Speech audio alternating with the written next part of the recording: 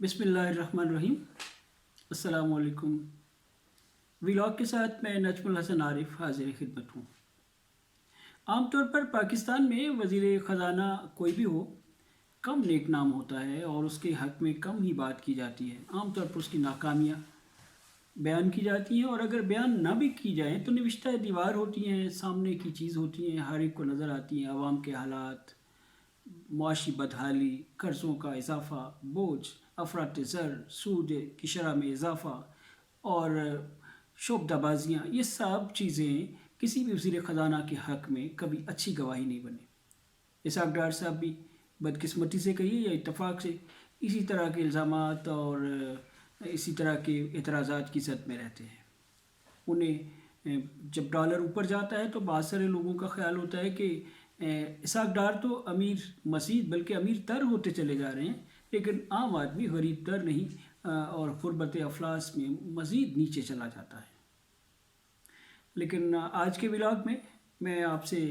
ये अर्ज़ करूँगा कि मैं आज इसहाक़ डार की नाकामियों का ज़िक्र कम या उनसे एतराज़ात और शिकायत का ज़िक्र कम, उनकी कामयाब शख्सियत का ज़िक्र ज़्यादा करना चाहता हूँ। अव्वल तो ये कि कहा जाता है कि उन्होंने अब तक जब से ये हुकूमत आई है पिछले एक साल में 12 अरब डॉलर, जिसमें यकीनन पिछले मिफ्ता इस्माइल साहब का भी बड़ा हिस्सा होगा क्योंकि वो भी वज़ीर ख़ज़ाना रहे और उन्होंने ज़्यादा मुश्किल वक्त में सूरत हाल को संभाला। मजमूई तौर पर 12 अरब डॉलर की अदायगियाँ बैरून मुल्क के इदारों को या कर्ज़ों की शक्ल में या सूद की शक्ल में की गई हैं। ये एक बड़ा फिगर है, इस पर उन्हें अप्रिशिएट किया जाना चाहिए। दूसरा, इसहाक़ डार साहब को जो क्रेडिट जाता है वो यह है कि उन्होंने मईशत को दिवालिया होने नहीं दिया या दिवालिया हो चुकने के बावजूद इसको अमली तौर पर कबूल नहीं किया या इस पर कोई इसको अमली तौर पर रोका हुआ है या इसका एक तासुर ऐसा नहीं बनने दिया कि ये दिवालिया हो चुका है।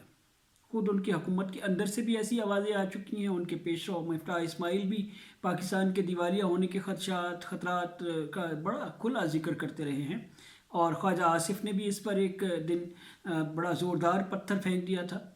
तो ये सारी चीज़ों के बावजूद इसहाक़ डार अपने जादुई अंदाज से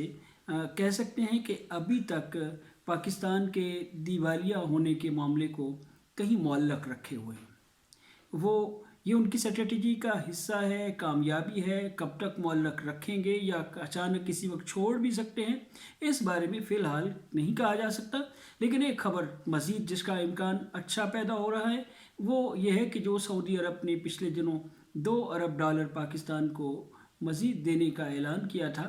और मौजूदा हुकूमत ने अपनी एक सियासी या क़यादत की हिकमत अमली और ज़रूरत के पेश नज़र मियाँ नवाज शरीफ के दौरे सऊदी अरब तक उसको मुअल्लक़ रखने का फ़ैसला किया था, ताकि उसका ऐलान जो है वो मियाँ नवाज शरीफ के दौरे सऊदी अरब के साथ जोड़ कर किया जाए, जिससे कोई सियासी बेनिफिट भी मिल सकता हो तो उसको ज़ाया ना होने दिया जाए। मुस्लिम लीग नवाज़ और हुकूमत के ज़राए का कहना है कि मोहम्मद बिन सलमान के साथ मुलाकात में ये मामला भी ज़ेर बहस आया, पाकिस्तान के फ़ाइनेंशियल इशूज़ भी ज़ेर बहस आए, और इम्कान है कि अब इसका ऐलान बाज़ाब्ता तौर पर कर दिया जाएगा और जल्द पाकिस्तान को 2 अरब डॉलर पहुँच जाएंगे। इस पर एतराज़ करने वाले कह सकते हैं कि माजी में भी इस तरह के वाक़यात होते रहे। आज होने जा रहा है मुआहदा IMF के साथ, कल होगा, परसों होगा, अगले हफ्ते हो जाएगा, कोई परेशानी की बात नहीं, हम कर लेंगे इंशाअल्लाह, बस हुआ चाहता है। तो ये हो सकता है उसी सिलसिले की कड़ी हो, लेकिन उम्मीद रखनी चाहिए कि इस बार ये ऐसा नहीं होगा। और मियाँ नवाज शरीफ जिन्होंने सऊदीया में एक गैर मामूली सिक्योरिटी प्रोटोकॉल इंजॉय किया और बहुत महफूज और मामून अंदाज में सिक्योरिटी के हसार में उम्रा अदा किया और सऊदी अरब में मौजूद रहे, मस्जिद नबवी में रहे, और उन पर इस दौरान किसी किस्म का कोई आवाज़ा कसा गया, न किसी ने इस तरह की जुर्रत और जसारत की कि उनको पाकिस्तान की सियासत के हवाले से कोई बुरे लक़ब से याद कर सके। तो जहाँ उनकी ये कामयाबी है, वहीं ये भी इम्कान हो सकता है कि उन्हें माली एतबार से भी इम्कान उम्मीद हो कि वो पाकिस्तान को 2 अरब डॉलर दिलवाने का जो फ़ैसला है उसका ऐलान अपने से मंसूब कर सके। मियाँ नवाज शरीफ की इस मोहम्मद बिन सलमान से मुलाकात पे चूँकि इसहाक़ डार के हवाले से भी आया कि वो भी उनके साथ मौजूद थे, तो इस बात का कभी इम्कान है कि ये चीज़ें अब आगे आ सकेंगी। लेकिन एक और कामयाबी जिसका बहुत कम लोगों को पता है وہ میاں نواز شریف کے ساتھ ساتھ اسحاق ڈار کی سب سے زیادہ ہے، اور وہ انوشا رحمان کی پچھلے 5 برسوں کے دوران پاکستان میں باعزت واپسی ہے۔ آپ کو یاد ہوگا کہ جب ختم نبوت کے عقیدے اور حلف کے حوالے سے ایک ترمیم زاہد حامد صاحب نے بطور وزیر قانون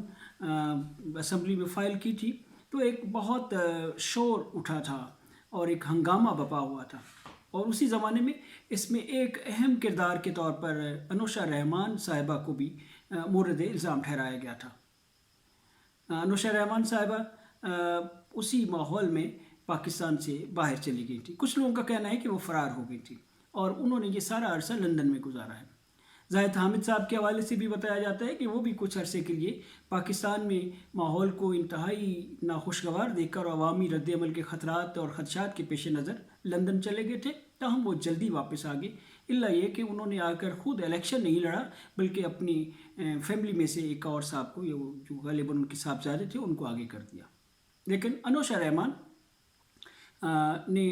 5 سال کی خود ساختہ جلا وطنی کے بعد پاکستان میں پچھلے چند ماہ سے واپسی ممکن بنا لی ہے، اور یہ محض انوشا رحمان کی کامیابی نہیں ہے یا ان کی کامیاب حکمت عملی کا نتیجہ نہیں ہے، اس میں اسحاق ڈار صاحب کی بہترین لابنگ اور میاں نواز شریف کی فراخ دلی یا فیصلہ سازی کا بھی اس میں بڑا دخل ہے۔ انوشا رحمان ہیں کون؟ انوشا رحمان نے اپنی عملی زندگی کا آغاز بطور ایک وکیل نہیں کیا تھا، بلکہ ایک کال سینٹر پر کام کرنے والی ایک متحرک خاتون کے طور پر کیا۔ پھر آہستہ آہستہ انہوں نے پریکٹس بھی شروع کر دی۔ سنا اور کہا جاتا ہے کہ وہ پہلے رات کے وقت کال سینٹر میں کام کرتی تھی اور دن کو عدالت میں کالا کوٹ پہن کر حاضر ہوتی تھی۔ گویا بہت محنتی خاتون ہے۔ ان کی محنت اور صلاحیت کا یہی اعتراف ہے کہ 2007 میں وہ مسلم لیگ نون کے قریب آئیں، اور پھر جلد ہی نہ صرف یہ کہ مسلم لیگ نون کے لائرز ونگ میں ان کو جگہ مل گئی اور وہ اسحاق ڈار صاحب کے بہت قریب آتی گئیں، اور پھر MNA بھی بنی اور وزیر بھی بن گئی۔ بعد ازاں انہیں ایک بار پھر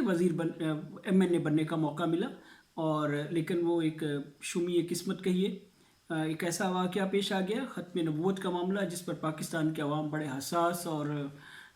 جذباتی وابستگی نہیں، اپنے ایمان کا معاملہ بھی سمجھتے ہیں، اس کی وجہ سے ان کو پاکستان سے باہر فرار ہونا پڑا یا پاکستان سے باہر جانا پڑا۔ اب پچھلے 2 سے 3 ماہ کے دوران ان کو اسحاق ڈار صاحب نے باعزت واپس بلا لیا ہے، اور نہ صرف یہ بلکہ پارٹی اور حکومت میں ہر جگہ وہ ماشاءاللہ کافی مؤثر اور متحرک ہو چکی ہیں۔ پارٹی کے مالٹون میں موجود سیکریٹریٹ کی ذمہ داری ان کے حوالے کی جا چکی ہے، گویا وہ ایک طرح سے ان اناؤنس سیکرٹری جنرل بن گئی ہیں، چونکہ پارٹی کی مرکزی قیادت میاں شہباز شریف کی شکل میں ہو، حمزہ شہباز کی شکل میں ہو، یا کسی اور کی شریف خاندان کے بڑے آدمی کی شکل میں ہو، ان کا سیکریٹریٹ مالٹون میں ہے اور وہیں سے آپریٹ ہوتا ہے، اور اس کی انچارج انوشا رحمان ہے۔ انوشا رحمان کے وفاقی کابینہ کی سطح پر بھی اثرات ہیں، اور چونکہ وہ ماضی میں IT کی وزارت کا قلمدان رکھتی تھیں، تو آج بھی IT کی وزارت میں ان کے اثرات غیر معمولی طور پر دیکھے جاتے ہیں اور بیان کیے جاتے ہیں۔ بعض لوگ تو یہ بھی کہتے ہیں کہ MKM سے تعلق رکھنے والے وزیر IT جو ہیں وہ ان کی اس موجودگی اور مداخلت طرز کی موجودگی سے کچھ شاکی بھی ہیں۔ تاہم انوشا رحمان بہت کامیاب خاتون کے طور پر پاکستان کی سیاست میں دوبارہ واپس آئی ہیں، اور وہ اس وقت ملکی معاملات اور حکومتی معاملات میں اپنا کردار ادا کر رہی ہیں، اور بلا شبہ اس کا کریڈٹ بھی اسحاق ڈار صاحب کو جاتا ہے کہ جنہوں نے عقیدہ ختم نبوت کے ماحول میں ایک ناپسندیدہ ہو کر پاکستان سے بھاگ یا چلی جانے والی خاتون کو واپس نہ صرف عزت کے ساتھ اور تحفظ کے ساتھ واپسی ممکن بنائی ہے، بلکہ مولانا فضل الرحمان کی جماعت اور بعض دیگر دینی اور مذہبی جماعتوں کی موجودگی میں ان کو ایک دفعہ پھر ایک نیا رول ادا کرنے کا موقع دیا ہے۔ یہ اسحاق ڈار صاحب کو اس کا کریڈٹ نہ دینا ان کے ساتھ بڑی زیادتی ہوگی۔ اسحاق ڈار صاحب نے اس کے علاوہ اظہر کیانی صاحب جو ان کے بہت اعتماد کے آدمی ہیں، جن کا ان کے ساتھ لندن میں رابطہ بھی رہا، بڑا گہرا رابطہ رہا، انہیں بھی پاکستان میں موجودہ مشکل صورتحال، جبکہ عوام اور حکومت دونوں ہی انتہائی مشکل میں ہیں، انہوں نے اظہر کیانی صاحب کو بھی ایڈجسٹ کیا ہے، اور یہ ان کی غیر معمولی کامیابیوں کا ایک حوالہ ہے۔ اس کے علاوہ بھی بہت کامیاب آدمی ہیں، اپنے پراپرٹیز کا وہ آسانی سے ساری بحال کروا چکے ہیں، ضبط شدہ پراپرٹیز، اور الحمدللہ نہیں کہا جا سکتا کہ پاکستان ان مشکل حالات میں واپسی کے بعد ان کی دولت میں کوئی کمی آئی ہے، بلکہ ان کے اثاثہ جات اور ان کی دولت یقیناً ڈالر کے ساتھ ساتھ اوپر جا رہی ہے۔ آج کے ولاگ کے لیے اتنا ہی، بہت شکریہ۔